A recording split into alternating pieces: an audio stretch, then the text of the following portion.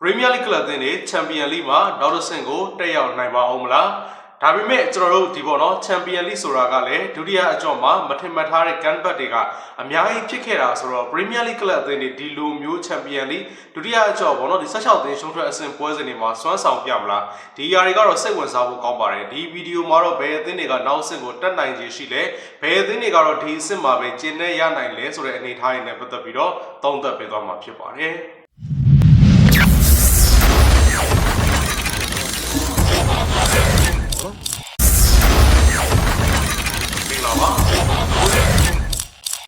မင်္ဂလာပါမင်္ဂကိုကျူ Football Official ကနေပြီးတော့ကြိုဆိုလိုက်ပါတယ် Premier League ကလပ်အသင်း6သင်းပေါ့နော်ဒါ Champions League ရဲ့16သင်းရှုံးထွက်အဆင့်ထိတက်ရောက်လာနိုင်ခဲ့ပေမဲ့ဒီ16သင်းရှုံးထွက်အဆင့်ရဲ့ပထမအကြော့မှာတော့အဲ့ဒီ6သင်းလုံးသင်းမှနိုင်ပွဲမရခဲ့ဘူးကျွန်တော်တို့ရှုံးပွဲနဲ့တည်ရပွဲတွေနဲ့ပဲကြုံခဲ့ရတယ်အဲ့တော့ပြောမယ်ဆိုလို့ရှိရင်တော့တချို့တလေပွဲတွေမှာဆိုလို့ရှိရင်ရက်လက်တွေကတော်တော်လေးကိုပြက်ပြက်သားသားနဲ့ Premier League ကလပ်အသင်းတွေကရှုံးနိုင်ခဲ့တာဖြစ်တာကြောင့်သူတို့အနေနဲ့ quarter final အဆင့်ကိုတက်ရောက်နိုင်မလားပြောမယ်ဆိုလို့ရှိရင်တော့ဒုတိယအကြော့ပွဲစဉ်တွေမှာပြန်လာနိုင်မလားပေါ့ဒီအနေထားကစိတ်ဝင်စားဖို့ကောင်းတယ်ဘယ်အသင်းတွေက canvas ပြန်လာနိုင်မလဲကျွန်တော်တို့ကြည့်လိုက်ကြမယ်အဲ့တော့ proposal ပြောမယ်ဆိုလို့ရှိရင်တော့ Galatasaray နဲ့ Liverpool ပွဲစဉ်ကနေစမယ် Galatasaray ကသူ့ရဲ့အိမ်ကွင်းမှာ Liverpool ကိုတကိုးကိုမရှိနဲ့နိုင်ခဲ့တယ်အဲ့ဒီပွဲစဉ်ရဲ့ဒီနှစ်သင်းရဲ့ခြေစွမ်းကိုပြောမယ်ဆိုလို့ရှိရင်တော့ Galatasaray သင်းကတိုက်စစ်မှု Osimhen တယောက်တည်းကိုပဲတည်ကစားသွားပြီးတော့ Osimhen ရဲ့အကောင်းဆုံးလှူအားနှုန်းတွေကိုယူသွားပြီးတော့ Liverpool ကိုအနိုင်ရခဲ့တာဖြစ်တယ် Liverpool ကတော့အဲ့ဒီပွဲစဉ်မှာပေါ့နော်ကျွန်တော်တို့ကစားတာတော်လေးကိုလျှော့ခဲ့တယ်ဒီလိုမျိုးနေထားရှိပေမဲ့ Liverpool ရဲ့ခြေစွမ်းကအရင်ကြီးပေါ့နော်အညံ့ကြီးတော့မဟုတ်ဘူးဆိုတော့လည်းကျွန်တော်တို့မြင်ခဲ့ရတယ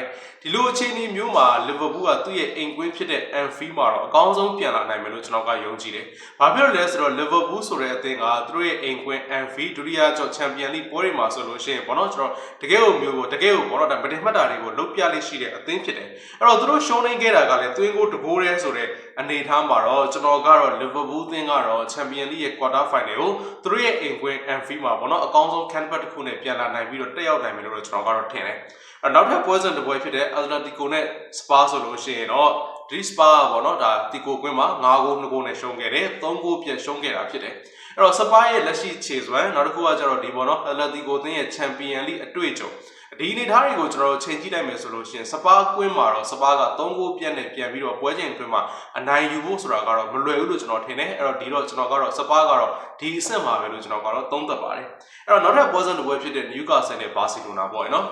Newcastle ပွဲမှာတော့တစ်ဖက်တစ်ဂိုးစီတည်ကြခဲ့တယ်ဒီပွဲစဉ်မှာ Newcastle မနိုင်ွားတာက Newcastle အတွက်တော်တော်လေးကိုဆိုးွားတဲ့အရာတစ်ခုလို့ကျွန်တော်ပြောချင်တယ်။ဘာဖြစ်လို့လဲဆိုတော့ Newcastle ကနိုင်ဖို့ထိုက်တန်တဲ့ခြေစွမ်းကိုပြသခဲ့ပေမဲ့ပွဲပြီးကန်ဒီမှာ penalty ပေးလိုက်ရတယ်။ Barcelona ကတကိုးတကိုးနဲ့တရေရက်လက်ယူသွားတယ်။ဒီရက်လက်ကတော့ပြောမယ်ဆိုလို့ရှိရင်တော့ Newcastle အတွက်ရက်လက်ကောင်းမဟုတ်ဘူး။ Barcelona ကွင်းမှာသူတို့ကပထမကျော့တကိုးတရေရက်လက်နဲ့သွားကစားမှာဘလို့မှလွယ်ကူမဲ့အရာမဟုတ်ဘူး။အဲ့တော့ကျွန်တော်ကတော့ Newcastle ကလည်းဒီအဆင့်လိုပဲကျွန်တော်ကတော့သုံးသပ်ပါတယ်။အဲ့တော့နောက်တစ်ပွဲကတော့ Liverpool နဲ့ Arsenal တစ်ဖက်တကိုးစီနဲ့တည်ရကြခဲ့တယ်။ Arsenal ခြေစွမ်းသိပ်မကောင်းဘူးဒါပေမဲ့ Arsenal အဝေးကွင်းမှာတည်ရလက်ရအောင်ယူနိုင်ခဲ့ပါတယ်။ Liverpool ကလည်းကောင်းလားဆိုတော့ Liverpool ကလည်းအဲ့ဒီပွဲစဉ်မှာ Arsenal ကိုပေါ့နော်သူတို့ပြောမယ်ဆိုလို့ရှိရင်တော့ကစားရခက်အောင်ဒါ Liverpool ကလုပ်နိုင်ခဲ့တာဖြစ်တယ်။အဲ့တော့ Liverpool ကိုကျွန်တော်မြင်တာက Arsenal အသင်းရဲ့အိမ်ကွင်း Emirates မှာတော့ Arsenal ကိုနိုင်ဖို့လုံးဝကိုလုံလောက်မှုမရှိတဲ့အသင်းပါအဲ့တော့ပြောမယ်ဆိုလို့ရှိရင်တော့ Arsenal ကဒီပေါ့နော် Champions League ကိုလည်းသူကလိုချင်တဲ့အသင်းဖြစ်တယ်။ Liverpool ကွင်းမှာလည်းသူရယူထားတဲ့အခါမှာတော့ Arsenal ကအိမ်ကွင်းမှာအများကြီးထုံးနိုင်မယ်လို့ကျွန်တော်ထင်တယ်။ Arsenal အသင်းကအိမ်ကွင်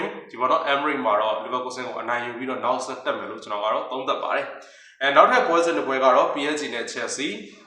PSG ကတော့ဒါ FIFA ကလပ်ကမ္ဘာဖလားကဘိုးလူပွဲအနေထားကိုဒီပွဲမှာတော့အပြေးအဝကိုသူတို့ပေါ့နော်ပြန်ပြီးတော့သူအနိုင်ယူခဲ့တယ်ပဲပြောရမယ်9ဂိုး2ဂိုးနဲ့ Chelsea ကိုနိုင်ခဲ့ပါတယ်အဲ့တော့ပြောမယ်ဆိုလို့ရှိရင်တော့သွင်းကို3ဂိုးတောင်မှပြစ်ခဲ့တယ်ဒီတော့ Chelsea ရဲ့ Stamford Bridge မှာ Chelsea ပြန်လာနိုင်မလားဆိုလို့ရှိရင်တော့ပြန်လာနိုင်ဖို့ခက်ခဲပါလိမ့်မယ်ဘာဖြစ်လို့လဲဆိုတော့နီးပြတဲ့ Chelsea လက်ရှိတော့ဒါ Chelsea သင်းရဲ့အနေအထားတွေအရာ Stamford Bridge မှာ PSG ကိုသူတို့နိုင်သွားတာတော့ဖြစ်ကောင်းဖြစ်နိုင်တယ်ဒါပေမဲ့ဘောနောက်ဆင့်ကိုတက်ရောက်ဖို့လိုအပ်တဲ့ဂိုးအရေအတွက်ကိုတော့ရဖို့ကတော့မလွယ်လောက်ဘူးလို့ထင်တဲ့အခါမှာတော့ Chelsea ကလည်းဒီနှစ် Champions League မှာတော့ဒီအဆင့်ပဲလို့ကျွန်တော်ကတော့မြင်ပါတယ်။နောက်တဲ့ပွဲစဉ်တစ်ပွဲကတော့ Real Madrid နဲ့ Man City တကယ်ကိုမထင်ထားတဲ့ရလဒ်ထွက်လာတဲ့ပွဲစဉ်မှာ Real ကအိမ်ကွင်းမှာ Man City ကို3ဂိုးကိုမရှိနဲ့နိုင်ခဲ့ပါတယ်။အဲ့တော့ Man City သင်းရဲ့ကွင်းရောက်လို့ရှိရင် Man City ကပွဲချိန်အတွင်းမှာ3ဂိုးနဲ့ပြန်ပြီးတော့အနိုင်ယူနိုင်မလားဆိုတာစဉ်းစားရခက်တယ်။ဘာဖြစ်လို့လဲဆိုတော့ Man City ကဒီလိုမျိုးလုံးပြနိုင်စွမ်းရှိလို့ပါ။တစ်ဖက်က Real ကကြောက်လဲဒီပွဲကောင်းတယ်နောက်ပွဲကျရင်မကောင်း ဒီပွဲကောက်လိုက်နောက်ပွဲမကောက်လိုက်ဆိုပဲအနေထားမျိုးမှာခြေစွမ်းမတည်ကြတော့